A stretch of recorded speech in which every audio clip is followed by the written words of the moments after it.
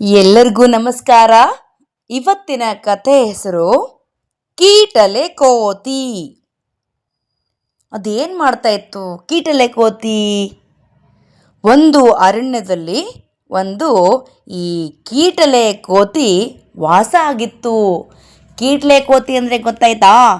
ಕೋತಿಗಳು ತಮಾಷೆ ಮಾಡ್ತಾ ಇರ್ತಾವಲ್ಲ, ಕೋತಿಗಳಂದರೆ ತಮಾಷೆ ಮಾಡೋದು.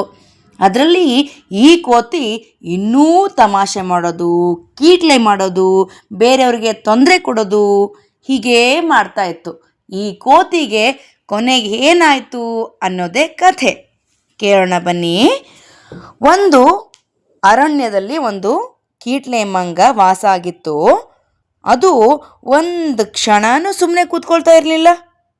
ಬೇರೆಯವ್ರಿಗೆ ತೊಂದರೆ ಕೊಡೋದು, ಅವರು ಕಷ್ಟಪಡುವಾಗ ಅವ್ರನ್ನ ನೋಡಿ ನಗೋದು, ಇದೇ ಈ ಕೋತಿ ಕೆಲಸ ಆಗಿತ್ತು. ಆ ಕಾಡಲ್ಲಿದ್ದ ಅಳಿಲುಗಳು ಆಹಾರ ತರಬೇಕು ಅಂತ ಸುತ್ತಾಡಕ್ಕೆ ಹೋದಾಗ ಈ ಕೋತಿ ಏನು ಮಾಡ್ತಿತ್ತು ಅಂದರೆ, ಅವ್ರ ಬಿಲದ ತುಂಬ ಕಲ್ಲು ಕಸ ತುಂಬಿಡ್ತಿತ್ತು. ಅಳಿಲುಗಳು ಊರೆಲ್ಲ ತಿರುಗಾಡಿ ಆಹಾರ ತಗೊಂಡು ವಿಶ್ರಾಂತಿ ಪಡಿಬೇಕು ಅಂತ ತಮ್ಮ ಮನೆಗೆ ಬಂದರೆ, ಅಳಿಲ್ ಮನೆ ಯಾವುದು? ಬಿಲ. ಸೊ ಅದು ತಮ್ಮ ಮನೆಗೆ ಬಂದು ಮಲ್ಕೋಬೇಕಪ್ಪ ಅಂತ ಬಂದರೆ ಅದ್ರ ಬಿಲ ತುಂಬ ಕಲ್ಲು ಕಸಗಳನ್ನು ಹಾಕಿದ ಕೋತಿ ಹೇ ಹೇ ಹೇ ಹೇ ಹೇ ಹೇ ಅಂತ ಅಳಿಲನ್ನ ನೋಡಿ ಚಪ್ಪಾಳೆ ತಟ್ಟಿ ನಗ್ತಾ ಇತ್ತು. ಅಳಿಲು ಬೇಸರ ಮಾಡಿಕೊಂಡು ಸಪ್ಪೆ ಮೋರಿ ಹಾಕ್ಕೊಂಡು ಸುಸ್ತಾಗಿ ಬಿಸಿಲಲ್ಲೇ ಕೂತ್ಕೋತಿತ್ತು.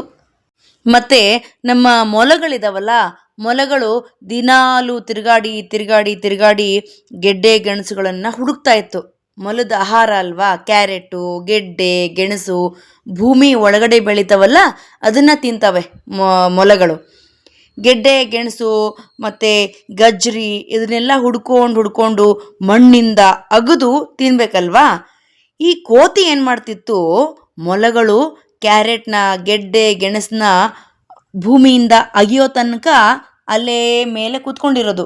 ಇನ್ನೇನು ಮೊಲಗಳು ಗೆಣಸನ್ನ ಅಗದು ತಿನ್ನಬೇಕು ಅಷ್ಟೊತ್ತಲ್ಲಿ ಮೊಲದ ಕೈಯಿಂದ ಗೆಡ್ಡೆ ಗೆಣಸು ಗಜ್ರಿನ ಕಿತ್ಕೊಂಡು ಮರದ ಮೇಲೆ ಕೂತ್ಕೊಂಡು ಹೇ ಹೇ ಹೇ ಹೇ ಹೇ ಹೇ ಹೆಂಗೆ ಹೆಂಗೆ ಅಂತ ತಿಂತ ತಿಂತ ಮೊಲಗಳಿಗೆಲ್ಲ ಹಂಗಿಸ್ತಾ ಇತ್ತು. ಪಾಪ ಮೊಲಗಳು ಅಗದು ಅಷ್ಟು ಕಷ್ಟಪಟ್ಟು ಕೈಗೆ ಸಿಗದೆ ಇರೋ ಊಟನ ತಿನ್ನೋಕ್ಕಾಗದೆ ಬೇಜಾರು ಮಾಡಿಕೊಂಡು ಎಷ್ಟೋ ದಿನ ಊಟ ಇಲ್ಲದೆ ಉಪವಾಸ ಇರೋ ಹಾಗಾಗ್ತಿತ್ತು. ಈ ಕೋತಿ ತರ್ಲೆ ಕೀಟ್ಲೆಯಿಂದ ಬೇಸರಗೊಂಡಂಥ ಅಳಿಲು ಮತ್ತು ಮೊಲಗಳು ಒಂದಿನ ಕೂತ್ಕೊಂಡು ಮಾತಾಡಿದ್ವು. ಏನು ಅಂದರೆ, ಮೊಲರಾಯ, ಈ ಕೋತಿಗೆ ಹೆಂಗಾದರೂ ಮಾಡಿ ಬುದ್ಧಿ ಕಲಿಸ್ಬೇಕು. ಇನ್ನೊಂದು ಸಾರಿ ನಮ್ಮ ತಂಟೆಗೆ ಬರಬಾರ್ದು, ಹಾಗೆ ಮಾಡಬೇಕು ಅಂತ ಮೊಲ ಕೋತಿ ತೀರ್ಮಾನ ಮಾಡಿದ್ವು. ಒಂದಿನ ಮೊಲ ಕೋತಿ ಹತ್ರ ಬಂದು ಹೇಳ್ತು, ಹೇ ಕೋತಿ ಗೆಳೆಯ, ನನ್ನ ಆಹಾರ ಈ ಮೂಲಂಗಿ. ಇದನ್ನು ತಿಂದರೆ ನಿನಗೇನು ಹೊಟ್ಟೆ ತುಂಬುತ್ತಾ ಹೇಳು? ಅದೇ ಅಲ್ಲಿ ಒಂದು ದೊಡ್ಡ ಮರ ಇದೆಯಲ್ಲ ಕೋತಿ ಅಣ್ಣ, ಅಲ್ಲಿರೋ ಜೇನುತುಪ್ಪ ನಿನಗೆ ಸಿಕ್ಕರೆ ಎಷ್ಟು ಖುಷಿಯಾಗತ್ತಲ್ವಾ? ನಿನಗೆ ಜೇನುತುಪ್ಪ ಇಷ್ಟ ಇದೆಯಾ ಇಲ್ವಾ? ಇಲ್ಲ ನನ್ನ ಹತ್ರ ಇರೋ ಮೂಲಂಗಿ ತಿಂತೀಯಾ? ತಗೋ ಅಂತ ಜೇನುತುಪ್ಪದ ಆಸೆಯನ್ನು ಹುಟ್ಟಿಸ್ತು ಕೋತಿ ಮರಿಗೆ. ಆಗ ತಕ್ಷಣ ಕೋತಿ ಮರಿ ಕೇಳ್ತು, ಜೇನುತುಪ್ಪನ ಎಲ್ಲಿದೆ ಹೇಳು ಅಂತ. ಆಗ ಮೊಲ ಹೇಳ್ತು, ಆ ಬಂಡೆ ಪಕ್ಕ ಕೋತಿ ಅಣ್ಣ, ಅಲ್ಲೊಂದು ಮರ ಇದೆಯಲ್ಲ, ಅಲ್ಲಿ ಜೇನುಗೂಡಿರೋದು ನಿನಗೂ ಗೊತ್ತು ಅಲ್ವಾ? ನಮ್ಮ ಕರಡಿ ಅಣ್ಣನಿಗೆ ಜೇನುತುಪ್ಪ ಅಂದರೆ ತುಂಬ ಇಷ್ಟ ಅಲ್ವಾ? ಅವನೇನು ಮಾಡಿದಾನೆಂದರೆ, ಅವನು ಜೇನುಗೂಡಲ್ಲಿರೋ ಹುಳುಗಳನ್ನೆಲ್ಲ ಓಡಿಸ್ಬಿಟ್ಟಿದ್ದಾನೆ. ಆ ಗೂಡಲ್ಲಿರೋ ಜೇನೆಲ್ಲ ತಗೊಳ್ಬೇಕಲ್ವಾ, ಅದಕ್ಕೆ ಕರಡಿಯಣ್ಣ ಆ ಗೂಡನ್ನ ಅಲ್ಲೇ ಬಿಟ್ಟು ಮನೆಗೆ ಹೋಗಿದ್ದಾನೆ. ಜೇನುತುಪ್ಪ ತುಂಬೋಕೆ ಅಂತ ಬುಟ್ಟಿ ತರಕ್ ಹೋಗಿದ್ದಾನೆ. ಅಷ್ಟೊತ್ತಲ್ಲಿ ನೀನು ಆ ಜೇನ್ ತಿನ್ಬೋದು ನೋಡು. ತಕ್ಷಣ ಹೋದ್ರೆ ನಿನಗೆ ಒಳ್ಳೆ ಜೇನುತುಪ್ಪ ಸಿಗುತ್ತಪ್ಪ ಅಂತ ಅಳಿಲು ಮತ್ತೆ ಮೊಲ ಕೋತಿಗೆ ಸುಳ್ಳು ಹೇಳಿದ್ವು. ಇವುಗಳ ಮಾತು ಕೇಳಿದಂತ ಕೋತಿ ಅವ್ರ ಮಾತನ್ನ ನಂಬಿ ಅ ಅ ಅ ಆ ಅ ಆ ಅ ಅ ಅ ಅ ಅ ಆ ಆ ಆ ಆ ಆ ಆ ಆ ಆ ಅಂತ ಕುಣಿತಾ ಕುಪ್ಪಳಿಸ್ತಾ ಆ ಬಂಡೆ ಪಕ್ಕದಲ್ಲಿರೋ ದೊಡ್ಡ ಮರದ ಹತ್ರ ಬಂತು. ಜೇನುತುಪ್ಪ ತಿನ್ಬೇಕು ಅನ್ನೋ ಆಸೆಯಿಂದ ತನ್ನ ಕೋತಿ ಚೇಷ್ಟೆ ತರ ಯಾವಾಗ್ಲೂ ಇರೋ ತರ ಅದನ್ನ ಸರಿಯಾಗಿ ಗಮನಿಸದೆ ಜೇನುಗುಡಿಗೆ ಹೋಗಿ ಅ ಅ ಅ ಅ ಅ ಅ ಅ ಅ ಅ ಅ ಅ ಔ ಅಂತ ಕೈ ಹಾಕ್ಬಿಡ್ತು. ಆಗ ಅದ್ರೊಳಗಿದ್ದ ಜೇನು ಹುಳಗಳು ಕೋಪಗೊಂಡ್ವು. ಕುಯ್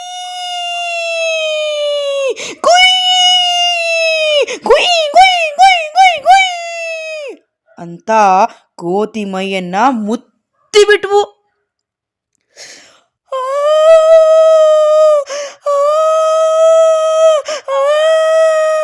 ಅಂತ ಕೋತಿ ಭಯ ಪಟ್ಕೊಂಡು ಅಳ್ತಾ ಅಳ್ತಾ ದೂರ ಓಡ್ತು. ಜೇನು ಹುಳ ಕಚ್ಚಿದ ನೋವನ್ನು ಲೆಕ್ಕಿಸದೆ ಕೋತಿ ಓಡಿ ಓಡಿ ಓಡಿ ಓಡಿ ಬಹಳ ದೂರ ಓಡ್ತು.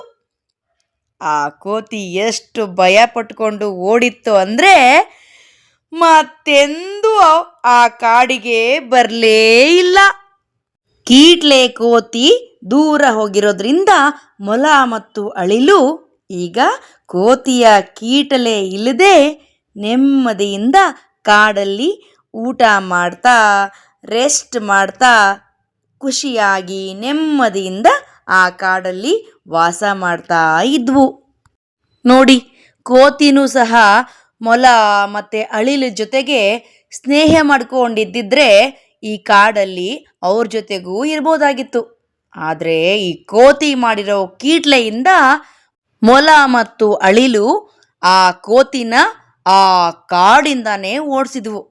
ಅದಕ್ಕೆ ನಾವು ಎಲ್ರ ಜೊತೆಗೂ ಸ್ನೇಹದಿಂದ ಇರಬೇಕು. ಜಗಳ ಮಾಡ್ತಾ ಹೋದ್ರೆ ಇಲ್ಲ ಬೇರೆಯವರಿಗೆ ತೊಂದರೆ ಕೊಟ್ರೆ ಅವ್ರ ಜೊತೆಗೆ ಹೊಂದಾಣಿಕೆ ಮಾಡ್ಕೊಳ್ಳದೆ ಇದ್ರೆ ನಮ್ಮನ್ನ ಎಲ್ಲರೂ ದೂರ ಇಟ್ಬಿಡ್ತಾರೆ. ನಾವು ಎಲ್ರ ಜೊತೆಗಿದ್ದಾಗ ಮಾತ್ರ ಖುಷಿಯಾಗಿರೋಕ್ಕಾಗತ್ತೆ. ಹಾಗಾಗಿ ಎಲ್ರ ಜೊತೆಗೆ ಆಟ ಆಡಬೇಕು, ಯಾರಿಗೂ ನೋವಾಗದೇ ಇರೋ ಹಾಗೆ ಆಟ ಆಡಬೇಕು.